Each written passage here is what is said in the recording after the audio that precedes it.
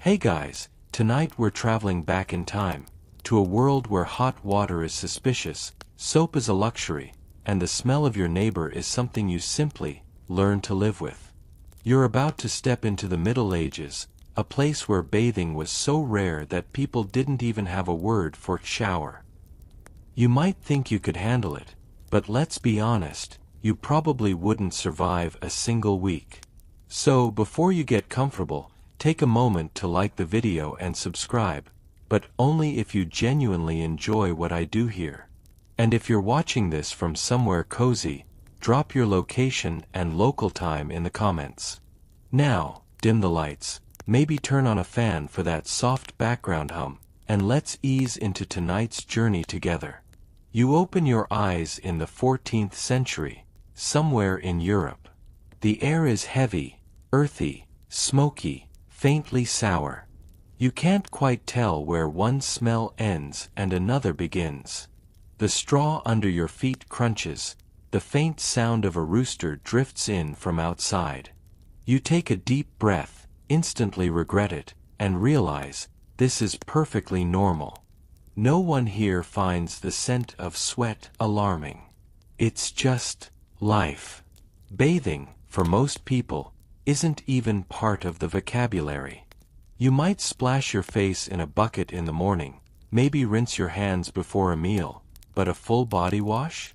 That's a big event. Maybe once or twice a year, if at all. The truth is, you don't really notice the smell anymore. Your nose adapts. Everyone's nose adapts. You smell like everyone else, and everyone else smells like you. Equal parts comfort and chaos. People in the Middle Ages live close to the land. Literally. You sleep near animals, cook over open fires, and walk through streets that double as open sewers. Yet somehow, they don't think of it as dirty. Dirt is part of life. It's not something to scrub away, it's something to live with. When you've spent your day threshing wheat, collecting water, or mending tools, washing up isn't exactly top of the list. Surviving the day is. A popular belief of the time is that your skin is your armor.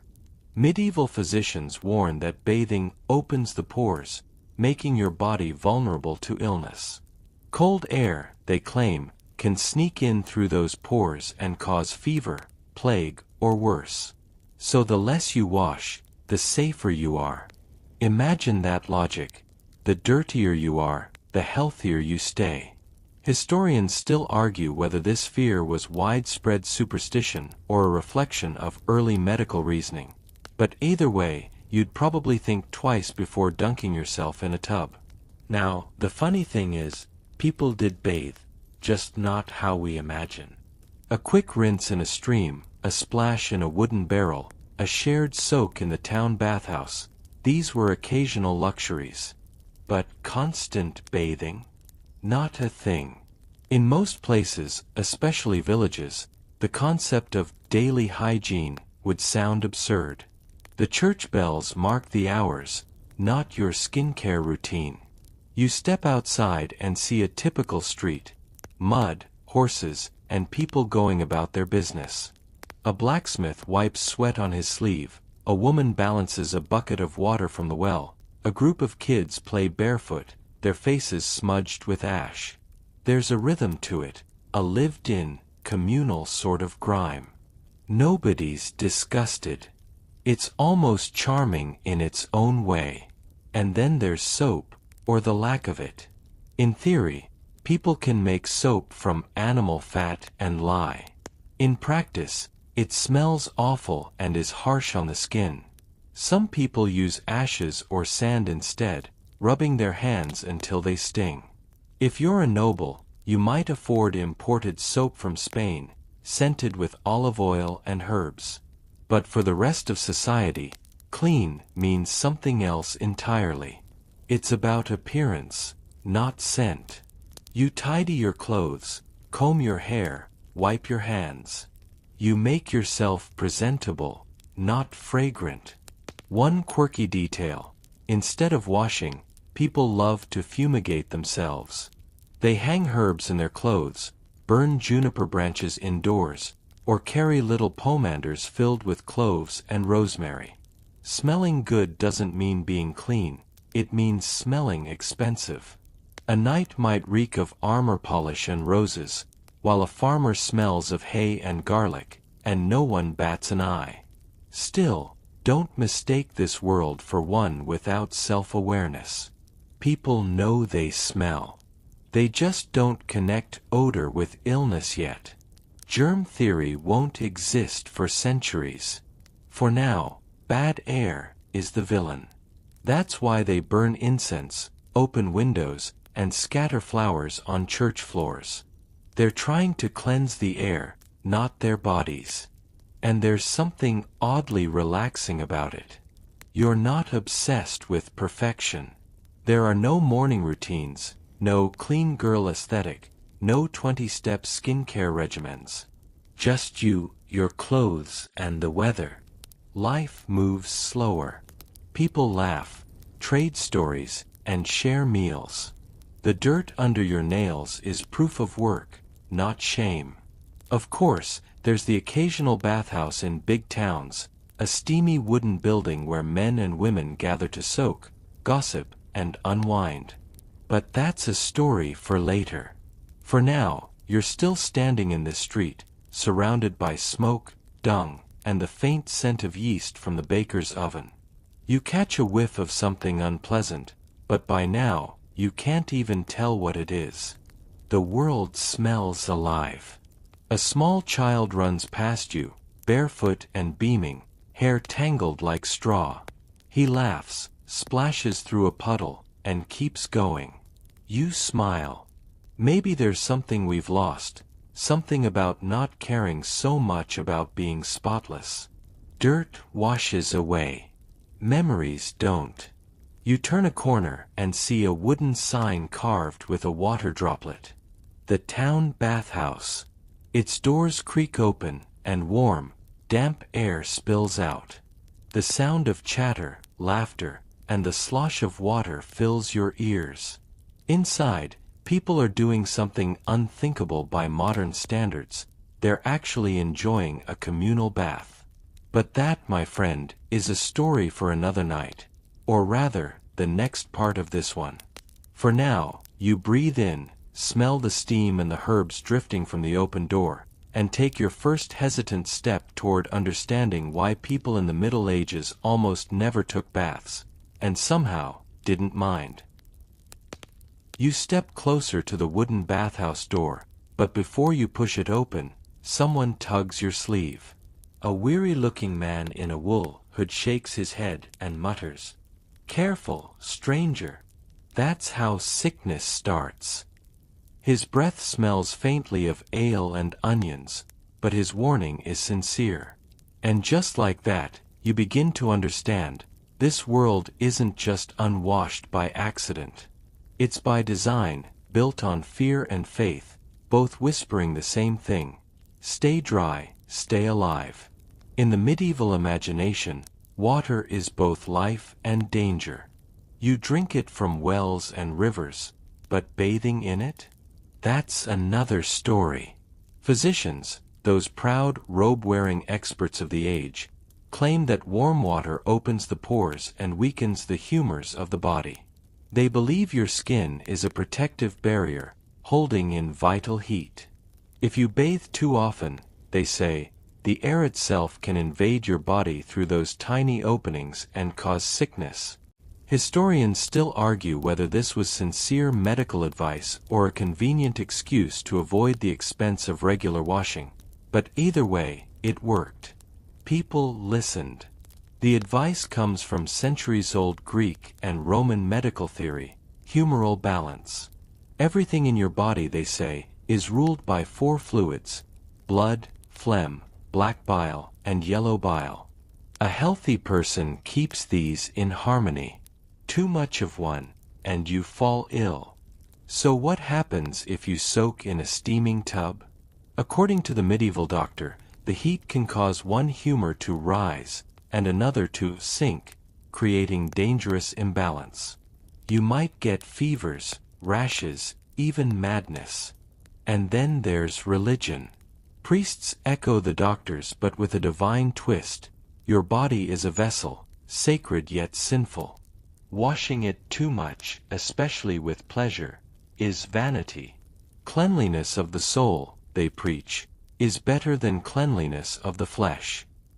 If you take too much joy in bathing, it's seen as indulgence, a step away from humility. Monks quote scripture about purity coming from within, not from soap. And in an age when church bells rule the day, those words carry power. Still, the contradiction is everywhere. Pilgrims bathe before visiting holy relics. Monasteries maintain small bathhouses for the sick. But outside those exceptions, bathing for comfort or habit feels risky. The water itself is suspect. Wells can be tainted, rivers can carry disease, and stagnant pools. Well, no one in their right mind steps into those. You're better off dusty and safe than clean and dead. You follow a narrow lane toward the town well, where a few women gather with wooden buckets. Their chatter drifts through the cool morning air. My cousin's boy bathed last week, one says, and by dawn, he had chills. The others murmur in agreement. The fear is real, passed from mouth to mouth like folklore. You realize, these aren't ignorant people. They're cautious, adapting to what they see. If a pattern of sickness follows a bath, they stop bathing. Simple logic, long before germ theory gives them better answers. Meanwhile, noble households have their own version of paranoia. Castles are cold and drafty. Every gust of wind is an invisible threat. When the weather turns, servants hang heavy curtains, light braziers, and stuff tapestries into cracks to keep the bad air out. That same air, they believe, carries miasma, noxious vapors that breed disease. So when the doctor says, avoid water, it draws out the humors, the noble nods gravely and orders more perfume. Here's where it gets a bit ironic. For centuries, ancient Romans were obsessed with public baths, massive, marble-clad spas that could fit hundreds. But by the Middle Ages, those same structures are crumbling, their pipes silent, their purpose forgotten. People still whisper stories about how Rome fell after it bathed too much, proof that luxury leads to ruin. A cautionary tale in steam and marble. Of course, not everyone agrees. Some towns, especially in southern Europe, keep the old habits alive. In Florence, you might still find bathhouses open, filled with merchants and scholars swapping gossip. In Islamic Spain, hammams thrive under different beliefs, cleanliness as sacred duty, not vanity. But north of the Alps, the fear grows like moss on stone. Bathing becomes exotic, almost foreign. You finally push open that bathhouse door. Inside, steam curls like ghosts above the water. The scent of herbs, rosemary, thyme, maybe mint, hangs thick in the air. Men and women lounge on benches, talking softly, soaking, laughing. It feels harmless, pleasant, even. Yet in the corner, an old man mutters prayers, his gaze uneasy. The rumors never stop. People say demons lurk in the steam, that water can carry curses, that the devil loves wet skin. You try not to smile, but part of you understands. When medicine and religion both warn against pleasure, it's easier to obey than to doubt. Still, humans are stubborn. They crave warmth, comfort, the feeling of washing away the day. And so, bathing doesn't vanish, it just hides. You hear whispers of nobles who bathe in secret, servants hauling water under cover of night. They use rose petals, wine, or vinegar to purify the water, turning a dangerous act into ritual. It's half cleanliness, half rebellion. A quirky fact, Some medieval texts recommend wiping your body with wine instead of water. Supposedly, the alcohol cleanses the humors without opening the pores. Imagine standing in a cold room, dabbing yourself with warm red wine while muttering Latin prayers. That's hygiene, 13th century style. Historians still debate how literal these habits were. Some point to written records of soap production, others to bathhouse taxes. But the emotional truth remains: fear of water ran deep. Not because people hated being clean, but because they thought cleanliness could kill.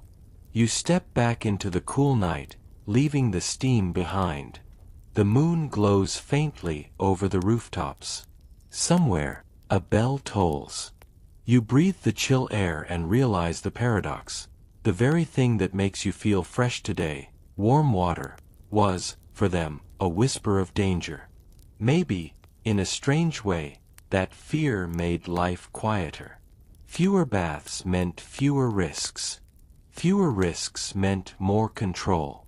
And control, in a world ruled by uncertainty, was worth more than comfort.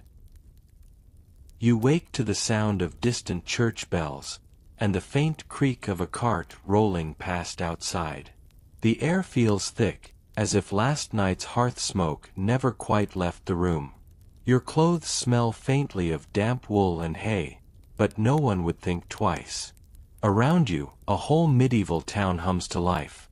Farmers, merchants, children, and priests, all living in what you might call filth, yet to them, it's just home. It's time to challenge one of the biggest myths about this world, that medieval peasants were dirty savages who never cared about hygiene. The truth. They were far more practical, and often cleaner, than we give them credit for. You step outside and watch as a woman draws water from the communal well, another scrubs a wooden bucket with sand, and a child swishes his face with cold water from a trough. Not luxurious, but routine. Most peasants couldn't afford soap, true, but they had their tricks. Ash, sand, and even fermented urine were common cleaning agents. Yes, you heard that right. Urine contained ammonia, which helped lift dirt and grease from fabrics. It wasn't glamorous, but it worked. In cities like London or Paris, full barrels of the stuff were collected from taverns and sold to tanners and laundresses. You'd wrinkle your nose. They'd call it business. And while nobles hid behind perfumes, peasants worked with water every day. They hauled it, boiled it, drank it, and yes, used it to rinse off when they could. In rivers or streams, on feast days, after hard labor, or before church festivals. Bathing might not have been daily, but it wasn't unheard of either. Historians still argue whether common folk bathed more often than the rich, and evidence suggests they might have. Nobles feared water. Peasants feared smelling worse than their animals. Let's imagine you're one of them. A farmer, let's say. Your home is a single-room cottage with a thatched roof. You wake at dawn, pull on the same tunic you've worn all week, and head out to tend the animals. By mid-morning, you're covered in sweat and dirt, but that doesn't mean you stay that way. Maybe you rinse your face in the trough. Maybe you wipe your hands with a damp rag. Maybe, on a hot day, you wade into the stream on your way home. You might not call it bathing, but your body knows what it feels like to be refreshed. You spot another villager, a young woman washing clothes in the river. She beats them against smooth stones, humming softly. The splashes sparkle in the sunlight. It's not just work, it's community. People share gossip while cleaning their linens, and in a world where privacy barely exists, those moments by the river are a kind of social ritual. Clean clothes, clean conscience. There's another layer to this, too. The symbolism of water. For Christians, water is tied to baptism and rebirth. Even the poorest peasant understands its power. When a child is born, it's washed. When someone dies, they're sometimes wiped clean before burial. Washing is spiritual, not cosmetic. It's about purity of soul, not body odor. That said, not everyone smells like roses, or cares to. A farmer's scent is part of his identity. It tells others what he does, what season it is, whether the crops are good. There's no shame in smelling like work. In fact, it's a kind of pride. A medieval proverb puts it bluntly, better the smell of sweat than the smell of sin. And then there's the medieval version of deodorant, herbs. You might tuck lavender or rosemary into your clothes, not just for fragrance but to ward off bad airs. Some even stuff sprigs of mint in their hats. Women braid flowers into their hair. Men rub sage or vinegar on their necks. You'd probably still notice the smell, but it's less rotting cabbage, more farm-to-table authenticity. One quirky fact: archaeologists have found medieval combs carved from bone, often with traces of lice still trapped in the teeth. People clearly used them, but lice were stubborn. Instead of washing hair with shampoo, which didn't exist, they might dust it with flour or ashes to absorb oils, then comb it out again. You're imagining it now, sitting by the fire, patiently scratching your scalp while your neighbor does the same. Simple, rhythmic, human. So maybe peasants weren't filthy. Maybe they were just realists. They understood that water was precious, that work was endless, and that hygiene had to fit into life's rhythm, not interrupt it. You could wash your hands before meals, splash your face on Sundays, change your tunic once a week, and that was enough. The expectation wasn't perfection, it was balance. Compare that to the nobles in their castles. They had scented gloves and silver basins, but sometimes no idea what clean water even looked like. A peasant might laugh at that. He's seen the river. He's felt the cold sting on his skin. He knows what fresh means. As the day fades, you walk through the village and notice how everyone seems content. No one is scrubbing themselves raw or fretting over germs. They share bread, tell stories, and watch the stars. Dirt clings to their hands, yes, but it's the dirt of living. And that's something no bath could wash away. Historians still debate whether our obsession with cleanliness actually makes us happier. Back then, no one cared if your shirt had stains. They cared if you showed up for harvest. Maybe, in their own earthy, smoky way, they understood something we've forgotten, that being clean isn't always the same as being well. You glance once more toward the well, where the last few villagers fill their buckets.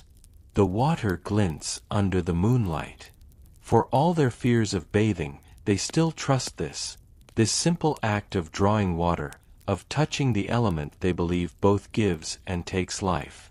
You can't help but admire that balance: reverence without waste, fear without paralysis. Tomorrow, you'll follow the scent of smoke and lavender toward those bustling medieval bathhouses everyone whispers about, the ones that blurred the line between cleanliness, gossip, and sin. But for now, you sit beside the river, the night air cool on your skin, and realize, the Middle Ages weren't filthy. They were human, beautifully, stubbornly, unapologetically human. You wake early, long before sunrise. The air is cold, and dew clings to everything. A rooster calls somewhere in the distance, echoing through the stillness of the fields. The fire in your hearth has burned out, leaving only faint orange embers under a layer of ash. You wrap a wool cloak around your shoulders and step outside. The village is half asleep. Only the blacksmith's apprentice is stirring, stoking the forge. The rhythmic clang of metal against metal rings through the air like a heartbeat. The smell of smoke mixes with wet earth, and the faint sweetness of hay. This is what morning smells like in the 14th century. Before the world becomes noise, before the carts, the shouting merchants, the crying babies, there's a calm that feels almost sacred. You head toward the communal oven, where the women of the village have already started baking bread. The air is thick with the smell of yeast and ash. It's a smell that, centuries later, historians would still associate with life itself. Everyone has their role. The baker's wife tends to the loaves. The shepherd drives his flock out of the pen. The miller begins his long walk to the watermill. The rhythm of the village isn't written anywhere, it's just known. You'd think living like this, with no electricity, no clocks, no comfort, would drive people mad. But in truth, the predictability of it all was comforting. Every day was the same, and that sameness brought peace. Peasants didn't wake up and think, "What should I do today?" They woke up and thought, "Let's do what must be done." There was no need to find purpose. It was already built into survival. As the first light of dawn spills over the horizon, you watch the villagers gather around the church. The priest rings a small hand bell to mark the start of the day's prayers. It's short, barely 5 minutes, but it's enough to remind everyone that time doesn't belong to them. Time belongs to God. That's how most peasants thought of life, not as something to control, but as something to endure. The day divides itself naturally. Sunrise, toil, meal, toil again, sunset, rest. Bells ring at certain hours to call people to prayer or work, but the sun is the real clock. And every shadow that moves across your doorway is a reminder that life itself is slipping quietly away. Still, for all its hardship, there's something strangely peaceful about this simplicity. There's no noise of politics, no endless debate about purpose or meaning. The meaning is right there, in the soil, the bread, the water. The peasant's world was small, yes, but within that smallness, there was a kind of freedom. You spend your morning helping a farmer stack hay. The scythe cuts clean through the tall grass, leaving behind neat golden bundles.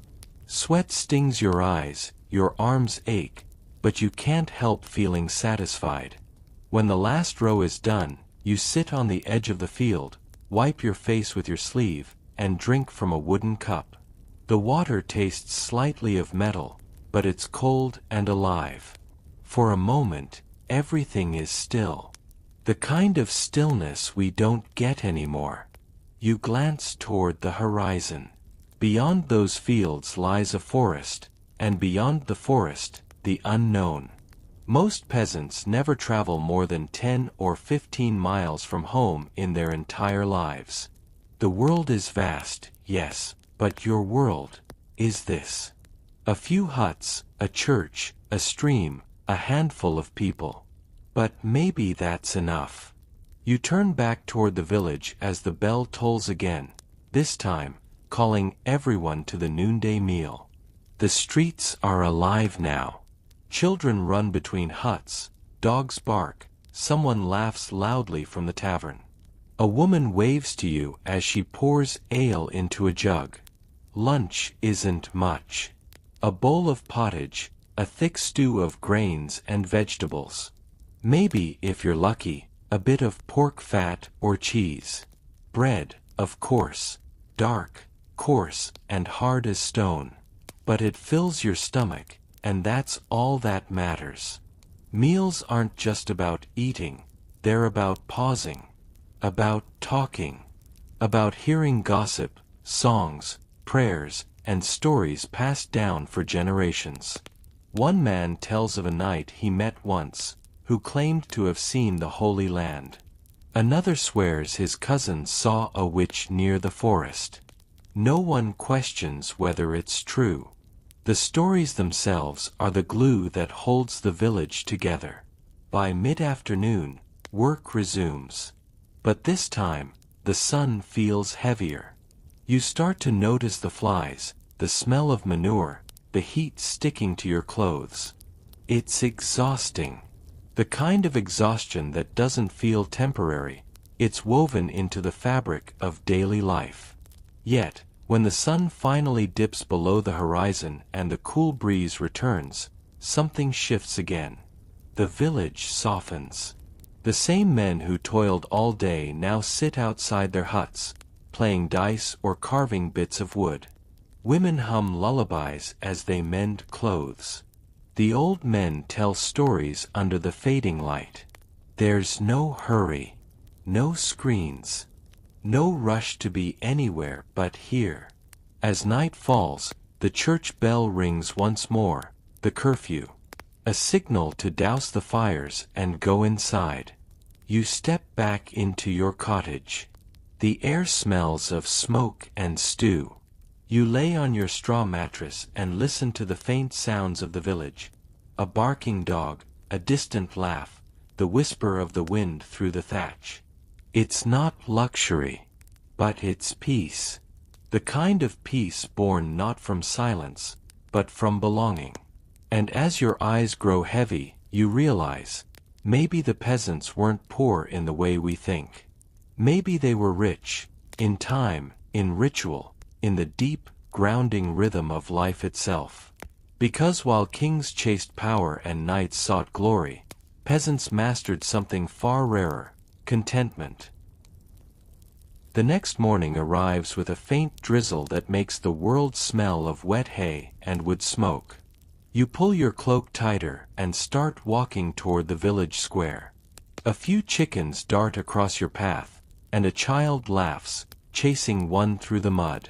It's just another ordinary morning in the Middle Ages, until a whisper starts passing through the crowd. Something is wrong at the bathhouse. At first, you don't understand. How could a place of warmth and soap cause fear? But as you approach, you notice the door is shut, the water in the wooden tubs gone cold. The cheerful chatter that once poured out from the steamy room has vanished. Someone coughs nearby, deep, ragged, and terrible. The Black Death has arrived. It moves silently, like smoke through the air, and suddenly, everyone's afraid of everything. Not just the rats or the water, but each other. Bathhouses, once the heartbeat of social life, become death traps in the public mind. You remember when the bathhouse was the most vibrant place in town. Wooden tubs steaming in the candlelight. Women gossiping behind half-closed curtains. Men boasting about hunts or battles. The mingling scent of soap, herbs, and faint wine. A place where the poorest could feel rich for an hour, soaking in warm water instead of cold dirt. But now, those same rooms are silent. It's strange how fast people can turn on what they love.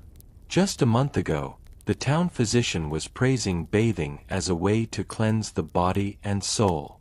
Now he's warning that steam opens the pores to evil vapors. Historians still argue whether the closure of Europe's bathhouses was truly because of disease, or if the plague just accelerated a change already brewing. But you don't have time for theories. You're too busy watching fear reshape daily life. The butcher refuses to share his knives. The baker won't take coins directly into his hands. Priests start preaching that the plague is punishment from God, and that washing too often might be vanity, even sin. And for the first time in memory, people stop touching. No more friendly embraces at the tavern. No more communal tubs. No more laughter spilling out from steamy rooms at night. The warmth is gone, and with it, something deeper, a kind of intimacy that used to connect people. Days pass, and the air itself feels different. Streets that once smelled of bread and smoke now reek of vinegar and burned herbs.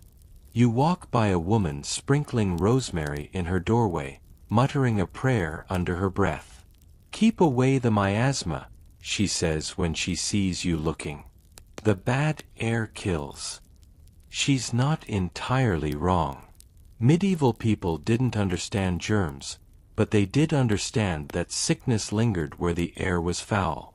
So they fought stench with stronger stench, juniper smoke, onions, or the worst offender of all, tar. At night, the town glows with the flicker of incense burners. Even the rich are terrified. Nobles flee to their country estates, abandoning the city. Bath attendants lose their jobs. Soap makers stop working. And in that vacuum of cleanliness, filth slowly becomes normal. You walk past what used to be a bathhouse, now boarded up. Someone scrawled, "Beware the steam," on the door in charcoal. Feels absurd, yet somehow believable. Fear makes everything sound logical when the world's falling apart. In the years that follow, those old public baths will never return to what they were. They'll be replaced by superstition, by moral judgment, by the slow erosion of comfort. Washing will become a private, suspicious act, one you only do when absolutely necessary. And ironically, it's the nobility who lead that shift. You overhear a nobleman in the market mutter, "The peasants bathe too much." As if that's the reason sickness spreads. As if hygiene is a sign of weakness. It's not just about health anymore, it's about class. The poor can't afford perfume or servants to wash their linens, so they use water. The rich, deciding they must do the opposite, start to avoid water altogether. Soon, the very idea of bathing carries a new meaning. Poverty, desperation, or even sin. There's a strange kind of comfort in the hypocrisy. You might be coughing and reeking, but at least you're virtuous. The priest's sermons start to echo that sentiment. "Clean souls, not clean skin," he says from the pulpit, while the congregation nods. He speaks of purity through prayer, not soap. Of holiness found in abstaining from worldly pleasures like warm baths. Of course, you can't help thinking, maybe he just hates being cold. The irony, though, is that people still crave that heat, that touch, that ritual of soaking and scrubbing. So they find secret ways to do it. A few still sneak into abandoned bathhouses at night.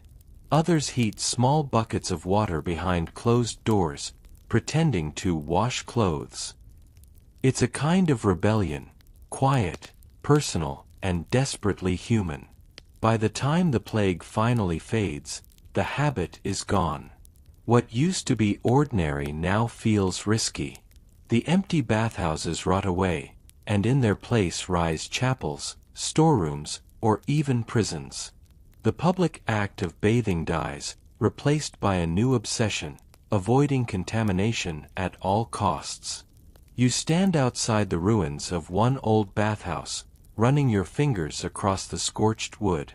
You can almost hear the echo of laughter from years ago, the splashing, the whispered gossip. Now, only the wind moves through it. Strange, isn't it? How a little fear can change the course of centuries. Later historians will say that the Black Death didn't just kill millions, it killed trust. Trust in bodies, in touch, in water itself.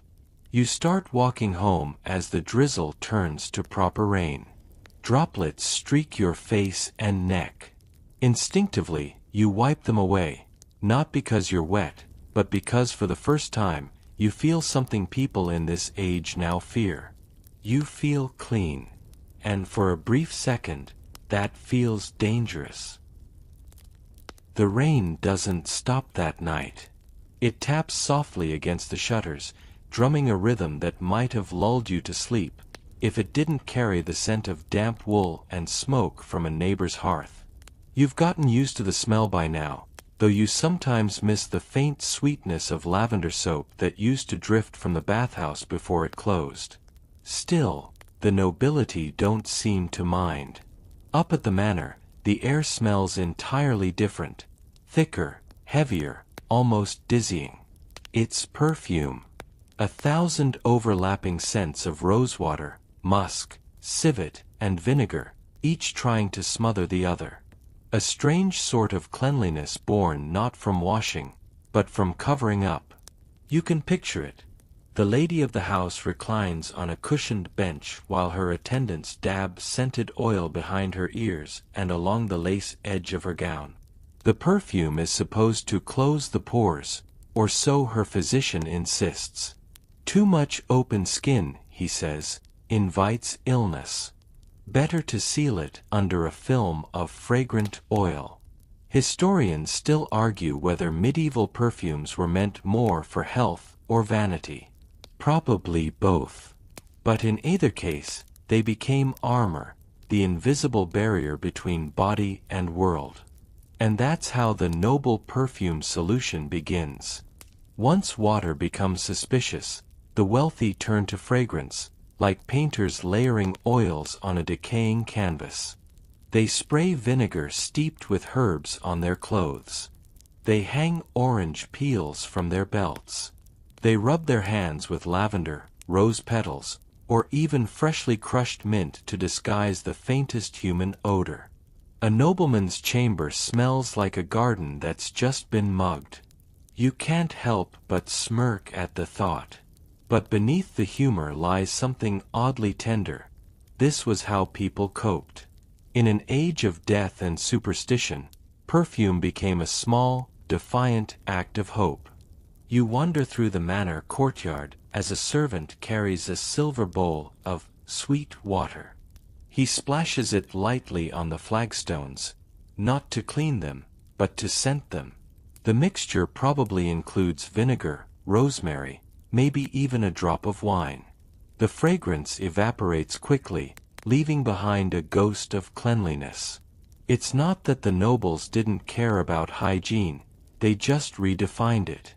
To be clean meant to smell like something other than yourself.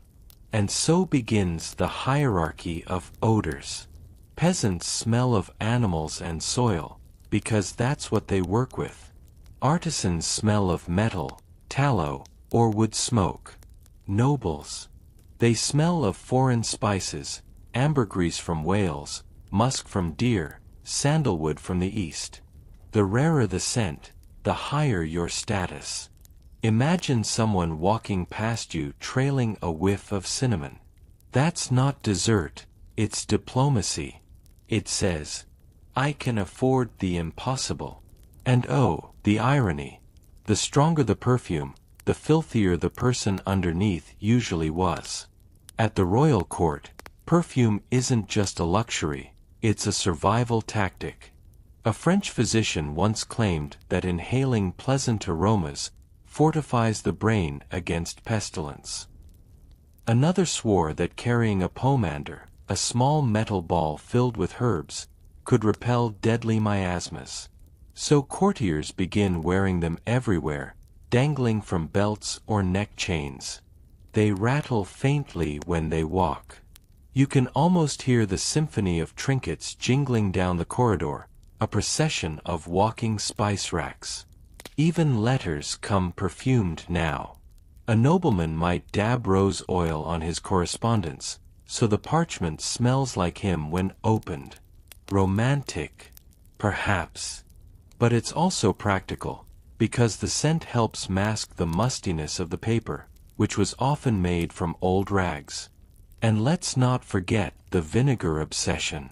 Nobles kept bowls of it around their rooms to purify the air. Some even soaked their handkerchiefs in it before going outdoors, holding them to their faces like proto-face masks. They called it Four Thieves vinegar, supposedly invented by plague robbers who never got sick because of its power. Historians still debate whether that story was real or a medieval marketing scheme. Either way, people believed. The strange thing is, this perfumed world becomes normal. You no longer notice the lack of baths, only the presence of fragrance. When you walk through a castle corridor, your senses blur: rose, musk, clove, sweat, all dancing together until they become one sleepy fog. There's humor in it, too. Picture a feast hall packed with nobles wearing 10 different scents, each one trying to outdo the next. Someone sneezes. Another sneezes back. The room erupts in polite laughter, followed by a servant rushing to relight an incense cone. Cleanliness, by now, has become performative. It's theater. You don't wash, you curate an illusion of freshness, one dab of civet at a time. And just like that, bathing becomes déclassé. Water is for peasants, perfume is for kings. But every so often, someone rebels quietly. You might overhear a tired knight whisper to his squire that he misses the baths of old Paris. The scent of wet stone, the way steam curled around candles. It felt honest, he might mutter. You actually came out different. You get it. There's only so much fragrance you can pile onto a body before you start to smell like desperation. Still, you can't deny the luxury. You brush your sleeve against a drying rack filled with linen handkerchiefs steeped in violet water. The scent clings to you. For a brief moment, you almost forget the centuries of dirt beneath it. Outside, the rain finally stops. The air is crisp, rinsed clean by nature herself, a soundless mockery of all those perfumed halls trying to do the same thing. You breathe in deeply, and for the first time all day, you smell nothing at all. And somehow, that's the most beautiful scent there is. The next morning greets you with a soft golden light filtering through the thatched roofs of the village. The streets glisten with overnight dew, and the faint smell of wet straw mixes with smoke from the baker's oven. You step out barefoot, letting the cool moisture soak between your toes, and notice how alive the air feels after the rain. You follow the faint sound of laughter and splashing to a small stream just beyond the village edge. Children are already at play, their clothes sticking to their bodies, faces smudged with ash and dirt. One boy shoves another gently into the shallow water, and they erupt into gleeful shrieks. You watch, and despite the smell and mess, you can't help but smile. This is the paradox of medieval life. Hygiene might be rare, baths even rarer, yet there's a kind of innocence in how people interact with water. You don't see the fear or the superstition here. Water is fun, communal, and, somewhat ironically, therapeutic. You bend down and dip a hand into the stream. The cold bites, shocking your skin awake. You lift it slowly, noticing the way sunlight glints off the ripples.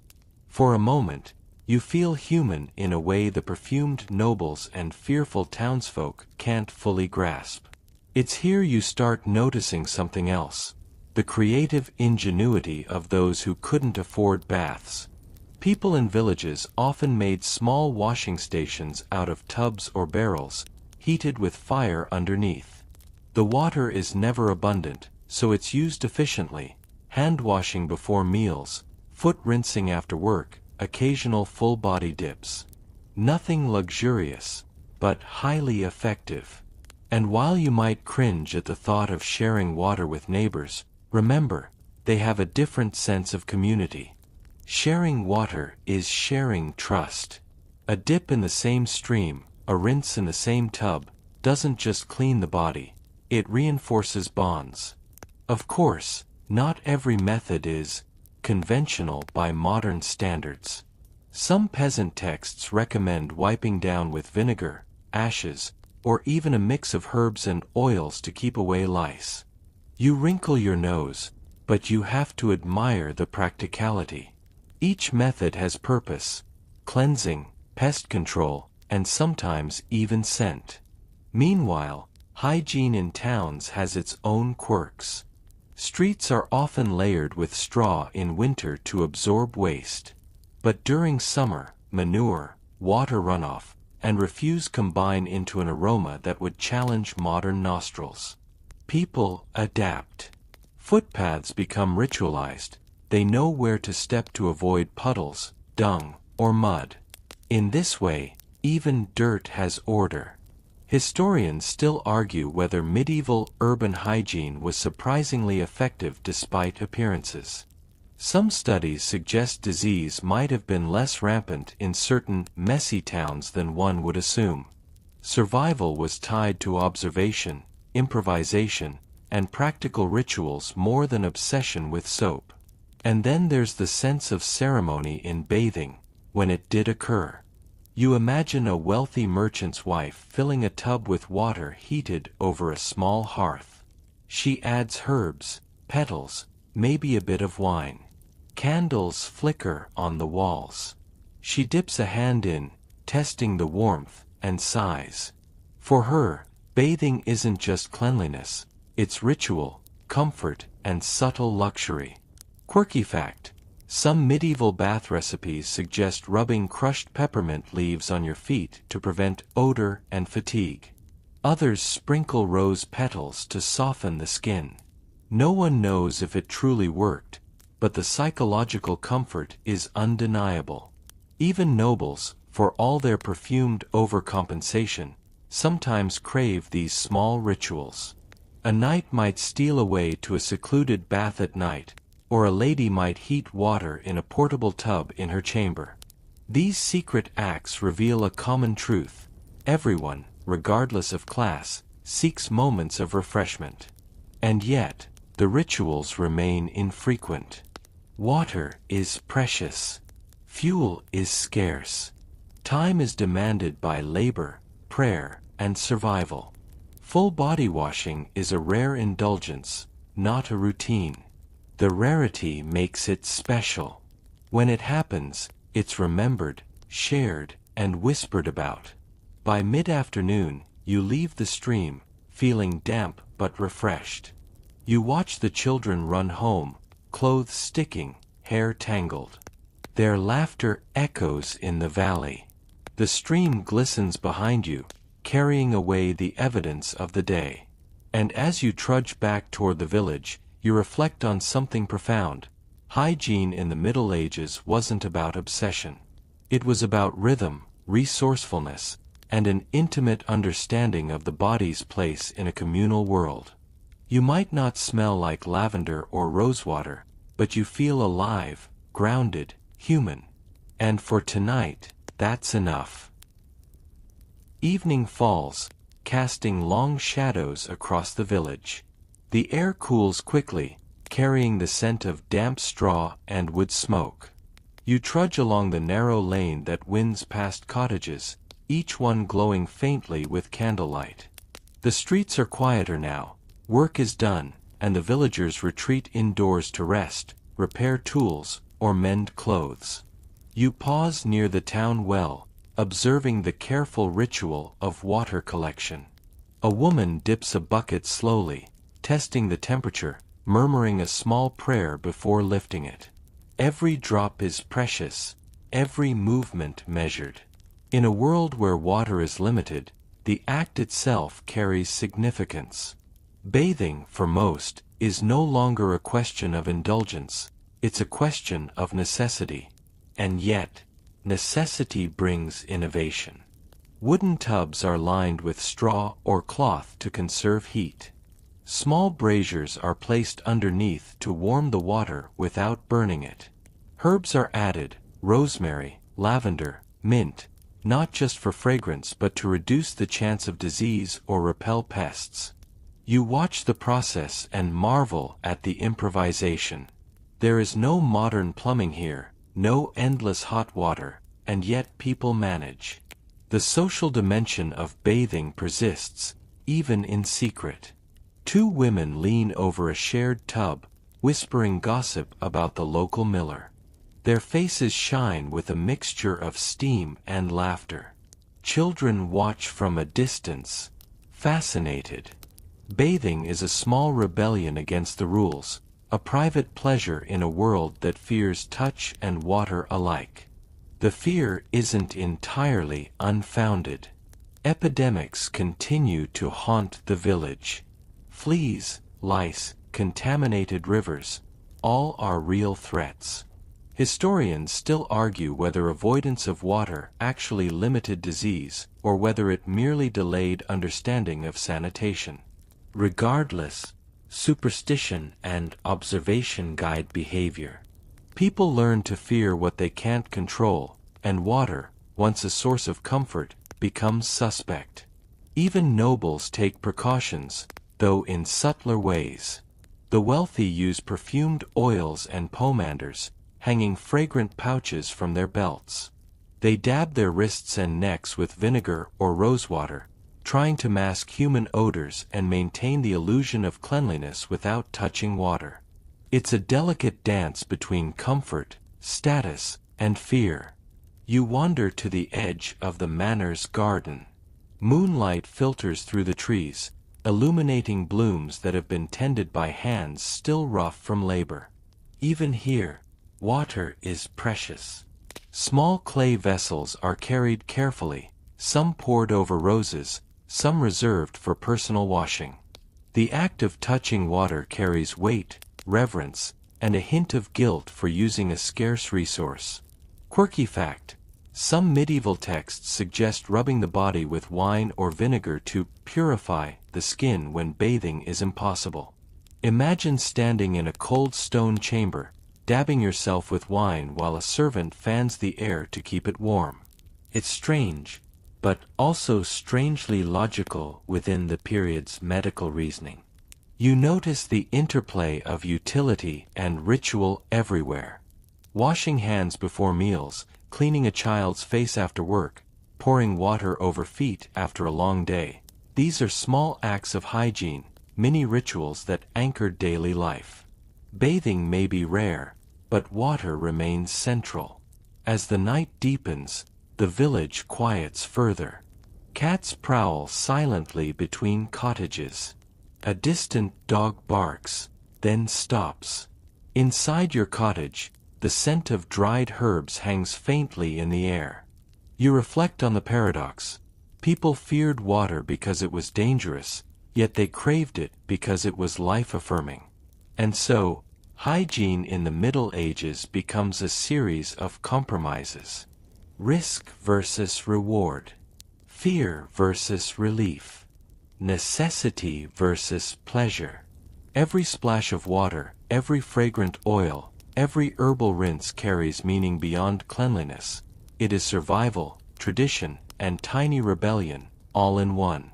You climb onto your straw mattress, feeling the cool, uneven surface beneath you.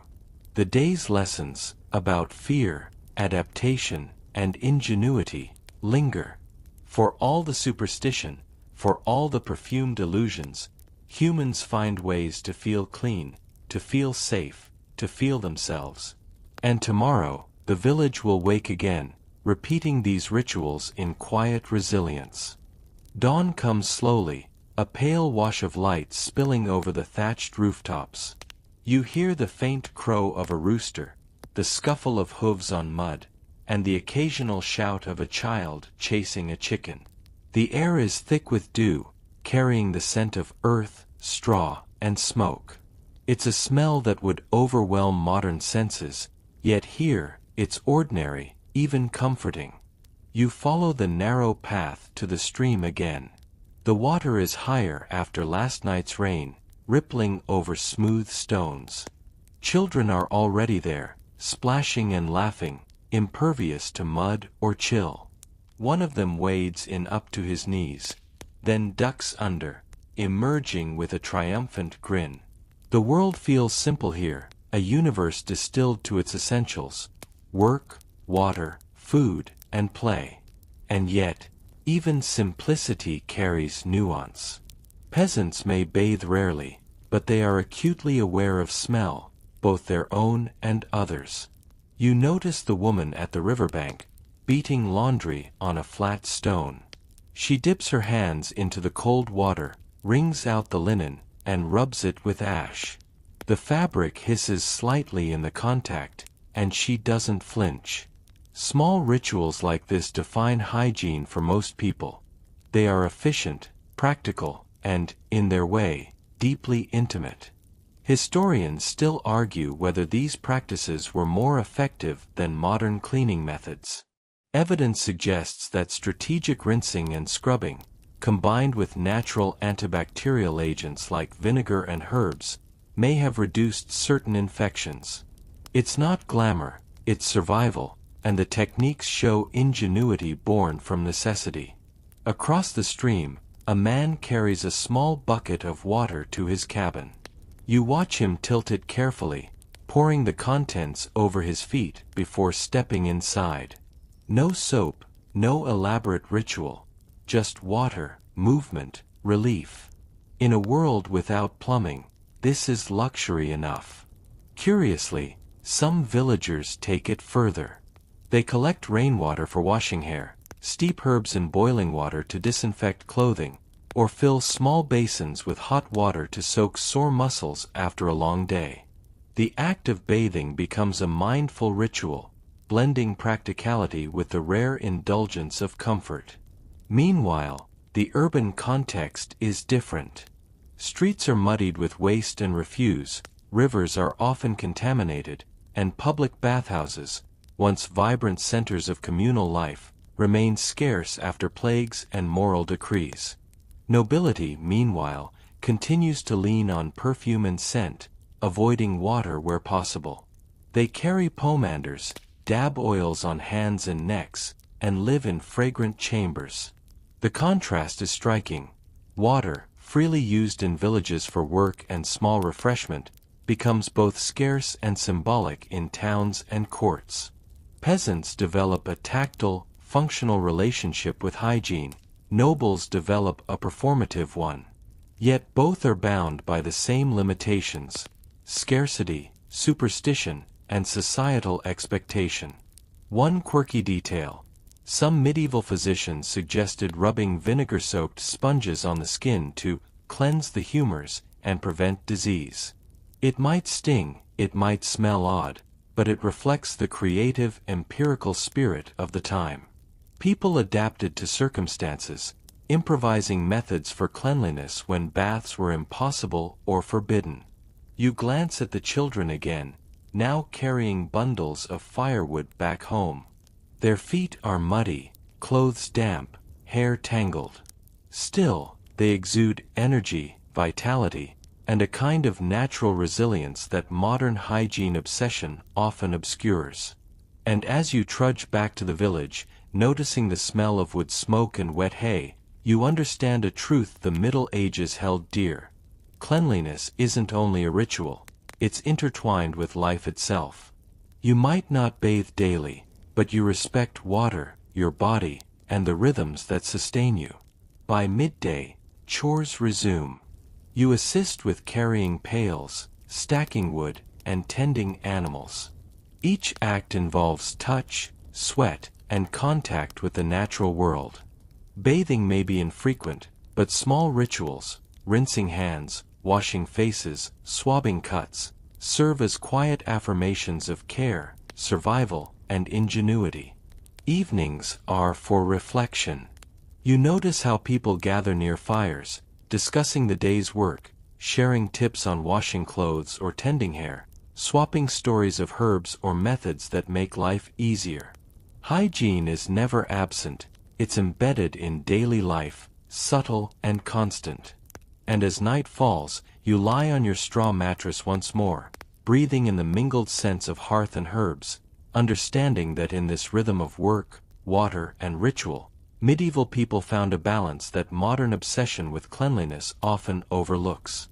The next morning, a dense fog drifts over the village, curling around the cottages and the church like a soft gray blanket. You trudge through the mist, feeling droplets cling to your cloak and dampen your hair. The world is hushed, save for the occasional crow or distant clatter from the blacksmith's forge. Everything feels slowed down, almost suspended. You pass the remains of the old bathhouse, now boarded and quiet. Its empty tubs are silent witnesses to a past where steam, laughter, and the scent of herbs once dominated. You pause, imagining the noise of conversation, the sloshing of water, the shared ritual of washing side by side. For a moment, the absence feels heavier than the fog itself. Life without bathing has created layers upon layers of alternative hygiene practices. You notice a woman grinding herbs outside her hut.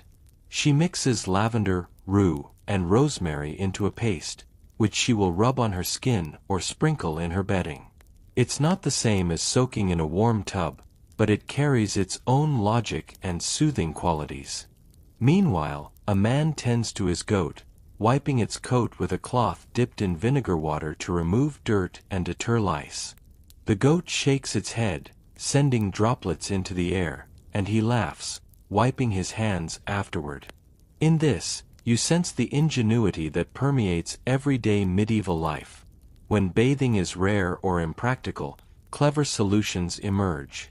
Historians still argue whether these alternative hygiene practices actually improved health or were largely symbolic. Perhaps it was both. The act of cleaning, regardless of method, creates a sense of control over a world where illness, superstition, and scarcity dominate. You notice children running through puddles, squealing with delight. Mud sticks to their legs and faces, but they seem oblivious. Curiously, exposure to water and dirt seems less threatening than adults make it. Perhaps this is why medieval parents tolerated a certain messiness in their children. They understood that play, laughter, and interaction with the natural world were essential for growth and resilience. Back in the village square, you see a line of villagers queuing for water from the central well. They carry buckets, wooden pails, or small clay jars. Each person is meticulous in how they dip, pour, and conserve. Water is both vital and precious. Every drop counts. The communal act of drawing water reinforces social bonds. In an age without frequent bathing, these small, shared acts become a cornerstone of cleanliness and daily life. Curious tidbit: some towns encouraged weekly or monthly water days, where residents were invited to pour water over themselves in designated areas. Subtle, socially sanctioned opportunities to wash without drawing moral suspicion. Imagine a mix of ceremony, practicality, and necessity all rolled into one fleeting communal event. The church bell rings in the distance, calling the devout to prayer. Even in hygiene practices, morality and ritual are intertwined. Washing hands before meals, rinsing faces in the stream, sprinkling herbs in the home, each act carries spiritual undertones as well as practical purpose. By midday, the sun burns through the fog, warming the damp earth. You watch a mother use a heated iron pan to boil water for her child's hair rinse, the steam rising like a soft veil into the clear sky. Every droplet, every gesture, speaks to a deep understanding of resourcefulness.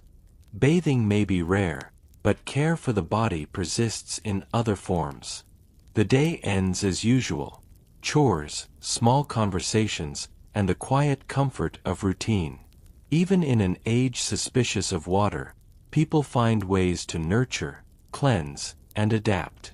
You lie down on your straw mattress, feeling the day's exertion in your limbs, the cool air brushing against your skin, and the gentle satisfaction of survival, ingenuity, and shared humanity. Twilight descends with a slow, deliberate calm, the kind that feels heavier in the Middle Ages than in our fast-paced modern lives. You walk along the edge of the village, boots sinking slightly in mud softened by the day's rain. Smoke curls from chimneys, carrying the scent of roasting meat, herbs, and faintly, the ever-present undertone of unwashed earth. It's a layered perfume of survival. You pause at a small enclosure where a few women are washing clothes in a trough of water, scrubbing and beating the linen against stones. One hums a soft tune, letting the rhythm guide her motions. The beat of the laundry is hypnotic, and for a moment, you forget the lack of baths entirely. Hygiene is a mosaic of small rituals, not grand indulgences. You remember what the town priest said yesterday: clean souls, not clean skin. And yet, even he performs tiny acts of care, rinsing hands before handling the Holy Sacrament, using perfumed water when meeting visitors. It's a delicate dance between superstition, fear, and the human desire to feel refreshed. A quirky detail emerges. Some villagers sprinkle lavender, rosemary, or even crushed mint into their washing water, not only for scent but also as rudimentary antiseptics.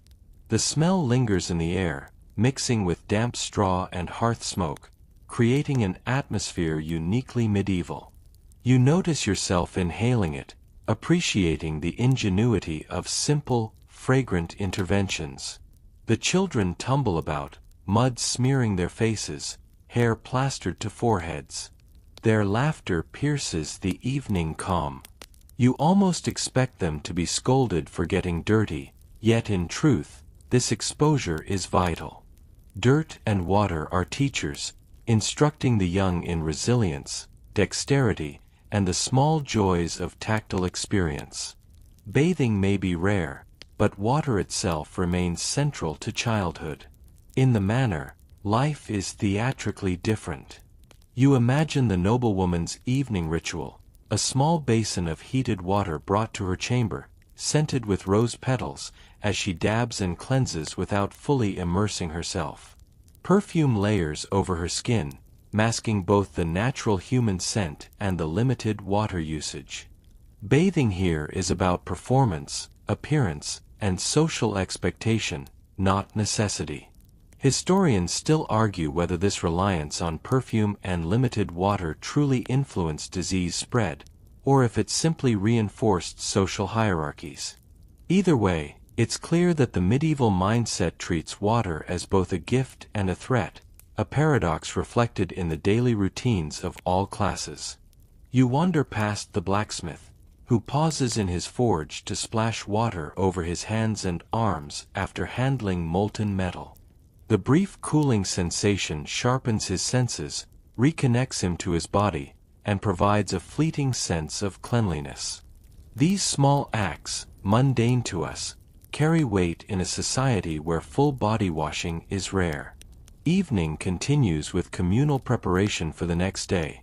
Firewood stacked, livestock fed, meals planned. Hygiene integrates seamlessly with daily survival. You see it everywhere: rinsing vegetables, wiping down tools, brushing dust from garments. There is no separation between work, care, and ritual. They are intertwined threads in the fabric of medieval life. As night settles, the village becomes quieter. Faint flickers of candlelight emerge from windows, casting soft shadows. You lie on your straw mattress, listening to distant footsteps and murmured conversations, reflecting on how water, hygiene, and ritual have shaped this world. Every scarce bath, every splash of scented water, every carefully timed hand rinse is a reminder that survival and comfort are not mutually exclusive, they coexist in clever, human ways. And with that thought, your body relaxes, your mind drifts, and you realize that even in scarcity, ingenuity and care persist. The following morning greets you with a muted orange light filtering through mist, softening the rough edges of the village. You trudge past cottages, noticing the dew-laden straw mats and the scent of damp wood mingling with distant smoke. Everything feels slower, as if the air itself knows to conserve energy in this world of limited resources. Water, you realize, has become both a blessing and a strategic resource. You see villagers carrying small buckets from the well, each step careful to avoid spilling even a drop. Bathing remains rare, but hand-washing, foot rinsing, and clothing maintenance are precise, almost ritualistic in execution. Every gesture speaks to an intimate knowledge of scarcity and necessity. You approach the stream where children are already playing, their laughter echoing against the fog. A boy splashes another, sending droplets arcing through the morning light. The water is shallow, cold, and surprisingly clear, nature's miniature bathhouse. Even here, hygiene practices blend with leisure. The ritual of washing feet or rinsing a face is both playful and functional, providing a subtle rhythm to daily life. Meanwhile, the nobility persist in their scented rituals. You imagine the countess of a nearby manor, seated before a small basin, dripping water warmed over a brazier and infused with herbs. She dips her hands, dabbing her face with perfumed cloth, avoiding immersion but preserving appearances. Perfume, vinegar, and oils are proxies for the luxury of a true bath, an artifice born of practicality and social expectation. Historians still argue whether the avoidance of frequent bathing contributed to long-term health benefits or hindered them. Some suggest limited bathing reduced exposure to contaminated water, while others point out increased skin infections. Either way, medieval hygiene is a complex balance of superstition, practicality, and social hierarchy. Curiously, some villagers incorporate small innovations into water use. A mother may pour hot, herb-infused water over her child's hair before bedtime, the scent lingering in the damp night air. A man might soak his feet in cold stream water after laboring in the fields, finding relief in the simple contact. These acts are not indulgences, they are essential moments of care, imbued with awareness of body, environment, and risk. You notice the interplay of smell, touch, and ritual. Bathing may be rare, but these micro-practices maintain hygiene, comfort, and dignity. Even the scent of smoke or damp straw is woven into life, teaching you that cleanliness is relative, functional, and deeply human. By midday, chores resume with quiet efficiency. Laundry is scrubbed, floors swept, and animals tended. You watch how each act, however small, reflects a broader cultural understanding. Water is precious, ritual is protective, and hygiene extends beyond baths into subtle, thoughtful gestures. At dusk, you wander toward the remnants of the old bathhouse. Moonlight catches the boards, highlighting cracks and warped wood. Inside, the echo of forgotten conversations and laughter seems almost tangible. Though the building is abandoned, its memory persists, a silent reminder of the human desire for cleanliness, warmth, and shared ritual. Night settles. You lie on your straw mattress, inhaling the mixed scents of herbs, smoke, and earth. Your mind drifts across the patterns of life, water, and ritual, appreciating how medieval people, with limited resources and constant fear, found ways to care for themselves. Their ingenuity, restraint, and subtle acts of hygiene endure as lessons across centuries. The morning begins with a muted chorus of roosters and the rustle of straw as villagers stir awake. Mist clings to the fields, softening the sharp outlines of cottages and fences. You step onto the damp path, boots sinking slightly into mud, and take a deep breath of the layered scents, earth, wood smoke, and faint herbs, that define the air of this slow, tactile world. You approach a communal washing area where water from a diverted stream fills a series of shallow basins. Women kneel beside the tubs, scrubbing clothes on flat stones. The rhythm of their work, scrub, dip, rinse, wring, forms a hypnotic cadence, almost musical in its repetition. Small children dabble at the edges, their laughter punctuating the steady murmur of chores. Water, you notice, is central to life even if bathing itself is rare. Hand washing before meals, rinsing faces, and foot washing after laboring in the fields are all integrated into daily routines. Each act is deliberate, almost ritualistic, reflecting a nuanced understanding of hygiene within scarcity. Even without full baths, villagers maintain a pragmatic cleanliness, balancing survival with personal care. Meanwhile, the nobility continues its elaborate dance of scent and limited washing. You imagine a nobleman dabbing rosewater behind his ears, another tilting a basin of warmed water over his hands while a servant fans the air to keep steam rising. Perfume and oils mask natural odors, substituting immersion with ritual and artistry. It's less about bathing than creating the illusion of freshness, a performative hygiene designed to signal status while avoiding scarce resources. Curious tidbit: some medieval physicians recommended alternating warm and cold water for circulation, often using buckets in the absence of baths.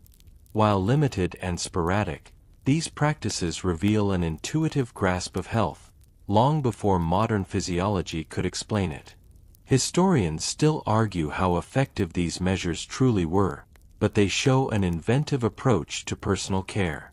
You walk past a farmer kneeling by a small stream, washing vegetables and rinsing his hands. The water glistens in the morning sun, each droplet carrying away grime and fatigue. Even these mundane acts carry a meditative quality, a rhythm that integrates hygiene into survival seamlessly. The day progresses, chores intertwining with hygiene practices. Laundry, food preparation, and tending animals all include subtle cleansing acts. Spilled water is collected, ash is used for scrubbing, and herbs are sprinkled for scent and protection. Even minor interactions, touching a neighbor's shoulder, handing over a bucket, require mindfulness to maintain both social and physical cleanliness. Historians still debate whether medieval urban hygiene was surprisingly sophisticated or perilously limited. Perhaps both are true. Ingenuity balanced scarcity, ritual compensated for fear, and subtle social norms regulated communal cleanliness. As night approaches, you stand at the edge of the village, watching children run through puddles, women finish laundry, and men return from the fields. The world smells of damp straw, herbs, and smoke, a composite aroma that defines everyday life. Even without full bathing, the villagers manage a form of cleanliness, structured around routine, observation, and ingenuity. You lie down on your straw mattress, reflecting on the interplay of water, ritual, and daily life. Bathing may be rare, but the medieval people's practices reveal a deep understanding of hygiene, resourcefulness, and human adaptability. Night falls slowly, the sky darkening in gradients from deep navy to black, punctuated by stars whose light feels brighter in the absence of city pollution. You trudge down a muddy path toward the stream, the cool air brushing your skin and carrying the scent of wet earth and smoke. It's quiet except for distant animal calls and the occasional creak of a gate swinging in the wind. The stream is still, reflecting the moonlight like a silver ribbon. Children long asleep, you are alone, listening to the gentle lapping of water against stones. You dip a hand in, savoring the chill that shocks yet refreshes. Bathing is rare here, but the stream serves as a quiet, almost meditative connection to the elements. Even without full immersion, water is life, rhythm, and ritual. Villagers have long developed practical hygiene routines around scarcity. Hands are washed before meals, clothes are rinsed carefully, and herbs or ashes are used to maintain cleanliness in lieu of frequent baths. You notice a man wiping his face with a vinegar-soaked cloth, a small gesture that provides a sense of order and refreshment amid the dirt and toil. Meanwhile, in the manor, the nobles engage in their own peculiar rituals. The countess uses perfumed oils on her hands and neck, the air thick with lavender and rose. Scent replaces water. It is a carefully curated barrier between her body and the potentially unclean world outside. Perfume, you realize, is a medieval innovation in psychological hygiene as much as physical cleanliness. Quirky tidbit: some aristocrats rubbed their feet with mustard seeds or wine to stimulate the humors when bathing was impractical. Strange by modern standards, but effective as a form of ritualized care. Historians still debate whether these treatments offered tangible benefits, but they reflect the ingenuity and experimentation embedded in medieval life. You wander past the blacksmith's forge, noticing him rinsing his hands in a small basin after handling soot and metal. The brief contact with water is both functional and restorative, a reminder that even tiny acts of hygiene can renew energy and attention. In a world where full baths are rare, these micro-practices are essential. The contrast between peasant and noble approaches is fascinating. One relies on water, ritual, and community, the other on perfume, oil, and appearance. Yet both are bound by scarcity, fear of disease, and social expectation. You reflect on how human ingenuity adapts to constraints, turning necessity into practice and ritual. Night deepens, and the village quiets. Smoke drifts from chimneys, blending with the earthy scents of night. You lie down on your straw mattress, the cool air brushing against your skin, and consider how bathing, hygiene, and daily life interweave. Even without frequent baths, medieval people maintain cleanliness, comfort, and dignity through observation, innovation, and ritual. You drift into sleep knowing that water, scent, and simple gestures sustain life in ways more profound than mere soap and tubs. It's an intimate human wisdom carried across centuries, reminding you that survival and care are inseparable. The dawn of the 15th day breaks gently, spreading pale gold across the village rooftops and mist-laden fields. You step onto the muddy path, boots squelching softly, inhaling the layered scents of wet straw, smoke, and the faint perfume of herbs that linger from the previous day's small rituals. The world feels slower, calmer, and alive in a rhythm that you begin to understand. Water, you realize once more, is both a blessing and a currency. Every drop is used thoughtfully, hand-washing before meals, rinsing faces, soaking feet after labor, cleaning tools or clothes. Bathing remains rare, yet small gestures accumulate into a delicate balance between hygiene, survival, and community life. Observing it, you recognize how mindfulness and ingenuity intertwine. Children splash in the stream, carefree and oblivious to social rules. Mud clings to their legs, hair plastered to foreheads, laughter bouncing across the water. Their interaction with water is tactile, playful, and practical all at once, a reminder that hygiene is not merely routine, but part of living. You dip a hand in, savoring the sharp coolness against your skin, marveling at the way these simple experiences anchor human life. In the manor, nobles continue their complex rituals. Perfume, scented oils, and pomanders form an invisible barrier against odors and social judgment. Hands and faces are dabbed, necks fragranced, and steam from heated basins curls faintly into the air. Here, hygiene is performative, a reflection of status and societal expectation, yet it still contains traces of care, ritual, and human comfort. Quirky detail: some aristocrats would rub their feet with crushed herbs or wine to stimulate circulation, a bizarre but thoughtful workaround when bathing was impractical. Historians still argue whether these methods had real physiological benefits or were mainly symbolic, yet they reveal the creativity inherent in medieval self-care. You move through the village, observing laundry being scrubbed, floors swept, and utensils cleaned.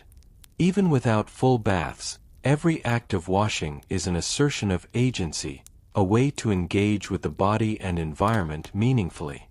Ash, herbs, vinegar, and water become tools not only for cleanliness but for well-being, social order, and daily rhythm. By midday, chores give way to rest. Villagers gather near hearths, exchanging advice about hygiene, herbs, and water usage. They share stories about rare baths, inventive cleaning techniques, and perfumed tricks borrowed from the nobility. Hygiene becomes a communal knowledge, passed down with care, adapted to circumstances, and celebrated in subtle ways. As evening arrives, you settle on your straw mattress. The smell of herbs, smoke, and damp earth lingers, a comforting, familiar blend. You reflect on the paradoxes of medieval life: fear and reverence for water, scarcity and ingenuity, ritual and practicality. Bathing may be rare, yet care and cleanliness permeate every action, every gesture. And now, you drift into the night with a deep understanding. Medieval people survived, thrived, and maintained dignity in ways that were inventive, subtle, and profoundly human. The absence of frequent baths did not equate to neglect. It inspired creativity, ritual, and an intimate awareness of body, community, and environment. The night deepens, soft and unhurried. You lie on your straw mattress, the faint scent of herbs and smoke curling around you like a gentle lullaby. Your limbs relax, heavy but not uncomfortable, and the cool night air brushes against your skin, carrying whispers of distant animals and rustling leaves. The world slows to the rhythm of your breathing, each inhale and exhale a quiet reminder that life persists even in simplicity. You think back to the children splashing in the stream, their laughter echoing across morning mist.